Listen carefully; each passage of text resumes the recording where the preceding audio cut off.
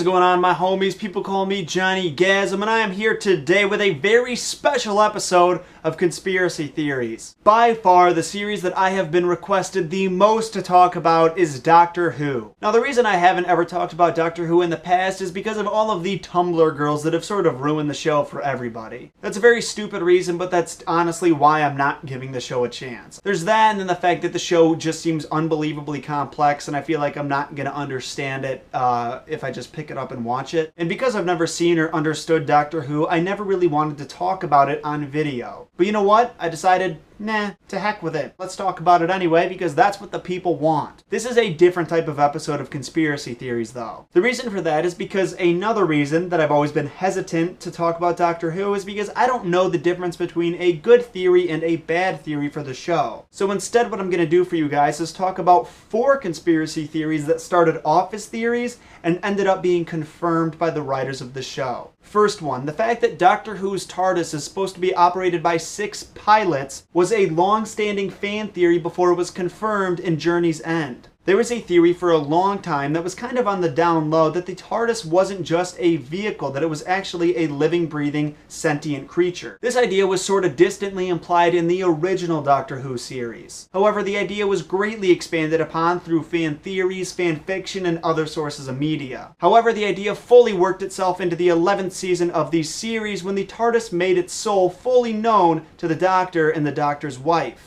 Theory number 3, the possibility that the Doctor's gender could switch when he or she regenerates was hinted at by John Nathan Turner and Tom Baker. This happened as a publicity stunt when the two aforementioned fellas were talking to the press and said they were considering a female to replace the role of the Doctor when Baker left. Despite this, though, the idea never found itself on screen. However, the idea did enter Fanon and plenty of other spin-off media. This eventually was mentioned on screen, though, in The Doctor's Wife. And it was revealed that it actually did happen on screen in Deep Breath, by way of Missy revealing herself as the Master in Dark Water. Now, the final theory I'm bringing to you guys is actually my favorite, despite not really watching the show. I think it's just kind of funny. For a long time, fans speculated that due to the complexities of time travel, the Doctor probably didn't know his own age. The idea was also hinted at in the comic Doctor Who and the Time Witch and the novel Vampire Science. The idea did enter television canon, though, in the 11th season when the Doctor revealed that he really wasn't sure of his own age. And that, you guys, is 4 bits of Doctor Who canon that started off as fan theories. Thank you so much for watching. As always, I'm going to ask you guys to hit that rate button with a big fat thumbs up. Hit that share button down below if you know anybody else who might be interested in Doctor Who. Maybe making the comment about Tumblrinas loving Doctor Who in the beginning wasn't that smart, because that probably alienated like 90% of the people who would be interested in watching this. Regardless, though, I hope you enjoyed the video. Just let me know what you thought in the comment section down below. And if you're interested, I got the links to my social medias in the description down below. That's Instagram, Facebook, Twitter. Go give those a like or follow if you're feeling it. More important than all of that, though, I just want to say thank you guys so much for stopping by,